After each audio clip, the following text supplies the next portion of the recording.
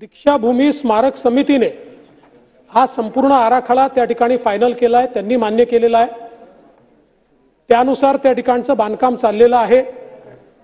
मात्र आज त्या ठिकाणी एक आंदोलन होत आहे की ज्या आंदोलनामध्ये या ठिकाणी दीक्षाभूमीला जे काही अंडरग्राउंड पार्किंग आहे ते पार्किंग करण्यात येऊ नये, याचा कुठेतरी स्ट्रक्चरला धोका होईल अशा प्रकारचं आंदोलन चाललेलं आहे।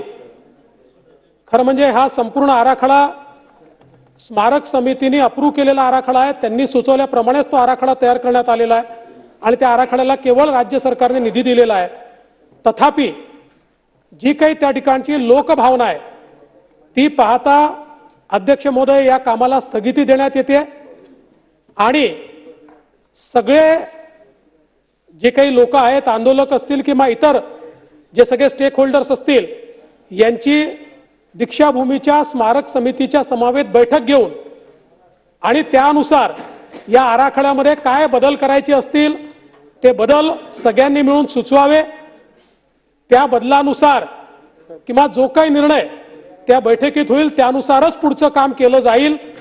कारण पवित्र दीक्षाभूमी हे जरी त्याचं संचलन स्मारक समिती करत असली तरी देखील संपूर्ण भारताचं एक मॉन्युमेंट म्हणून आपण त्याच्याकडे पाहतो आणि म्हणून अशा प्रकारच्या विकासामध्ये कोणतेही वेगवेगळे मतं असणं हे योग्य नाहीये आणि वेगळी मतं असतील तर ती सगळी एकत्रित करून योग्य प्रकारे त्याचा निर्णय झाला पाहिजे असं सरकारचंही मत आहे।